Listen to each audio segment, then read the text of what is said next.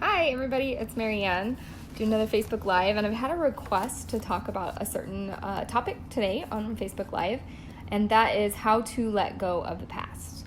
Well, I'm going to give so much valuable information around this, but first I want to address why would somebody want to let go of the past? And it seems pretty obvious, but when you're holding on to resentments from the past, or guilt, or shame, or regret, or whatever it is from the past, your consciousness is living in the past, and so whatever you focus on, right, is you get whatever you're focusing on, you're going to get more of. So you're not able to change your present and then therefore change your future to be different from your past, and you're just going to keep on repeating your past and keep on repeating all those patterns and behaviors.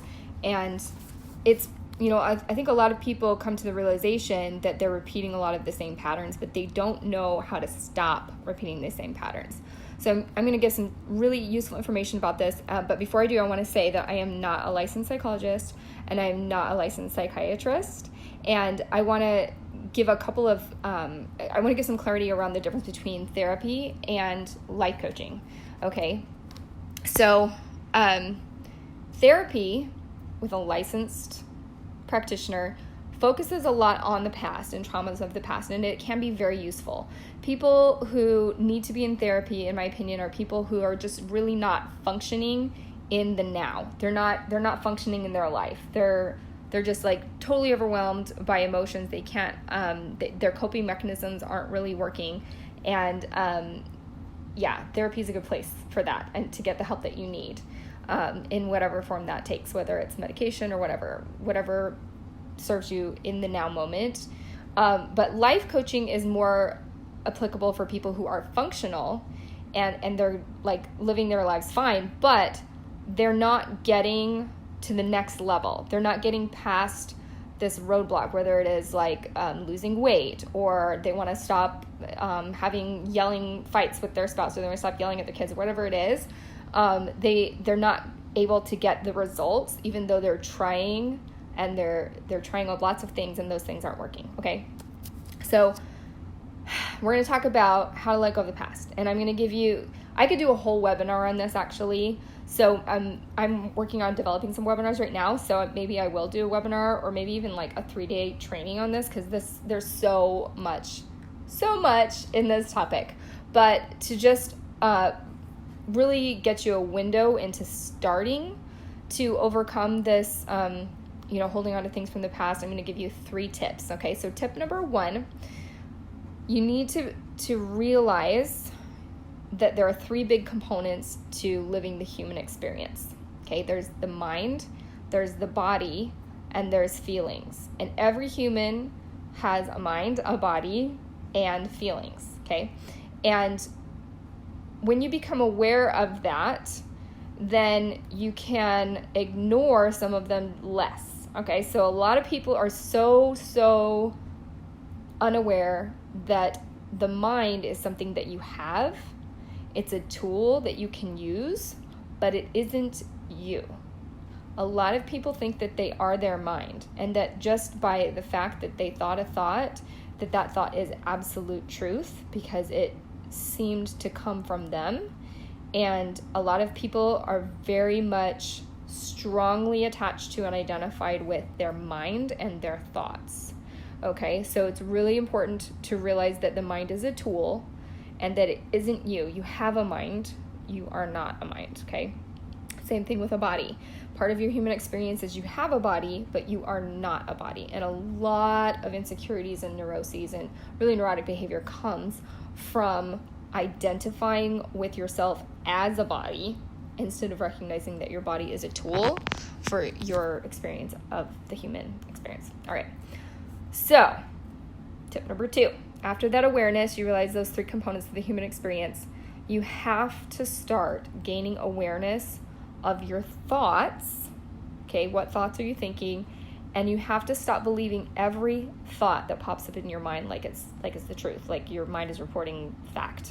Okay, you have to become very aware of what you're thinking and start questioning the validity of your thoughts and be willing to be wrong. Okay, so a lot of us have a program going on in our mind that it is not okay to be wrong because we got criticized when we were kids for being wrong, or we got criticized or like beaten in a lot of people's experience for making mistakes and being wrong. And so our mind, in order to preserve itself, won't allow us to be wrong.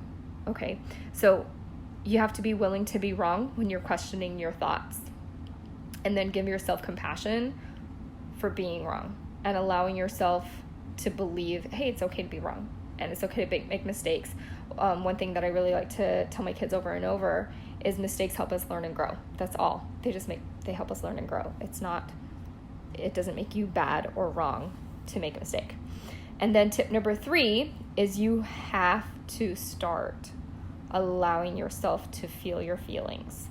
Now, this is going to be triggering for a lot of people because a lot of people are going to hear that and go, I feel my feelings. Chances are you're not acknowledging your feelings fully, and you're not allowing yourself to feel the feeling unto completion.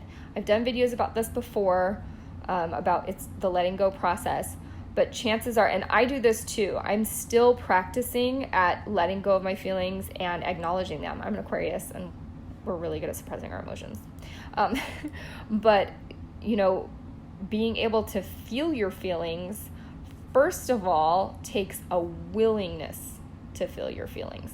And if you have a resistance to feeling feelings, so you've got 2 feelings to work through. You've got to work through and sink into the resistance to feeling your feeling. And then once you get through the resistance, then you can go ahead and feel the feeling, whatever that may be. Regret, guilt, shame, disappointment, embarrassment, whatever it is. Your brain is addicted to a pattern of avoiding feeling, of avoiding any kind of pain or discomfort, and always going towards the quick fix of feeling comfortable, right? So you have to be willing first to feel your feelings and then feel them. And you have to be willing to sit in the feeling and honor the feeling fully to completion. And I like to equate feelings to like a toddler. So if you ignore a toddler long enough, the toddler, hi Debbie, is really going to start feeling really bad and abandoned and sad and all those yucky feelings, and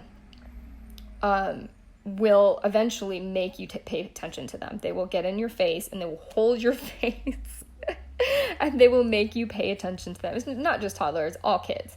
If you don't acknowledge them and you don't validate their existence, they're going to make you do it. And when emotions do that, they control you. They take over you. They hold your face, right? They hold your attention and they make you, acknowledge them. But usually it's an expression of them, and it's blowing up all over your loved ones and making everybody feel miserable along with you. So, all right. So that's the 3 tips to get started on letting go of the past. But again, your brain has been using a method of trying to let go of the past that hasn't been working.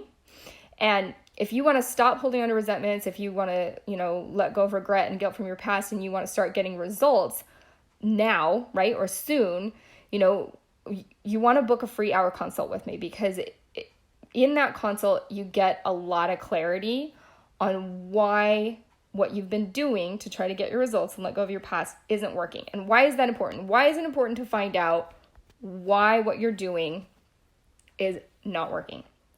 I'll tell you why. The brain your mind is not going to give up on the method that you've been trying until it totally connects the dots and understands exactly why it hasn't been working. So, for example, a lot of people try diet after diet after diet, and there isn't much difference in the diet. It's just the different kind of food or whatever, but all diets are pretty much the same in that they don't really work, okay?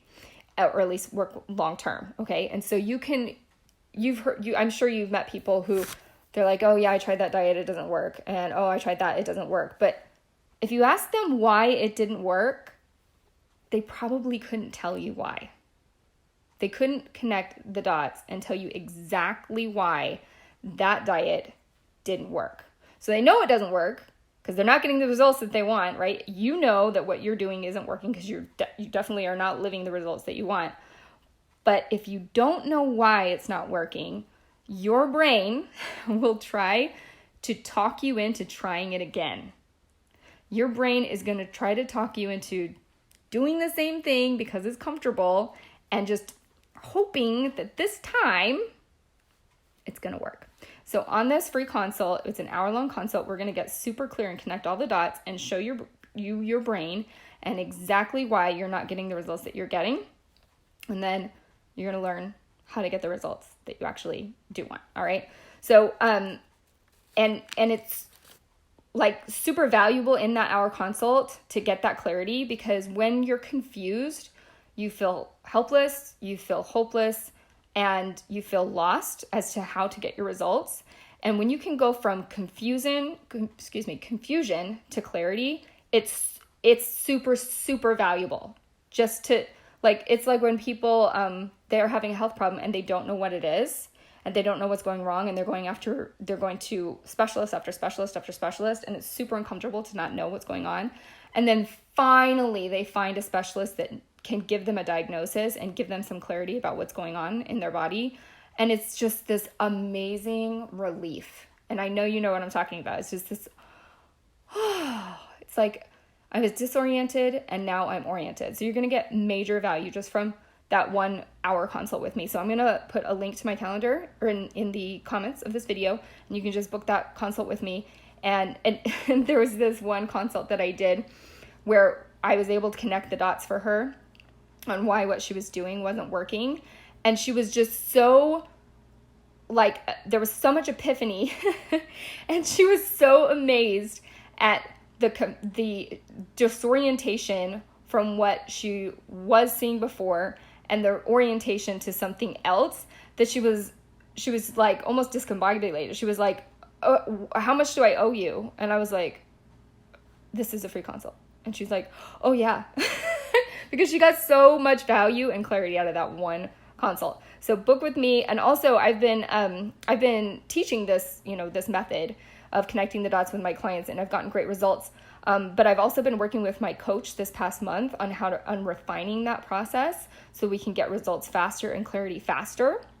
And so, when you book a consult with me, it's beneficial for me because I need practice on this new refined method that I've been using. So we're helping each other out. So make sure you click on that Calendly link in the comments, and I'll talk to you on the phone soon.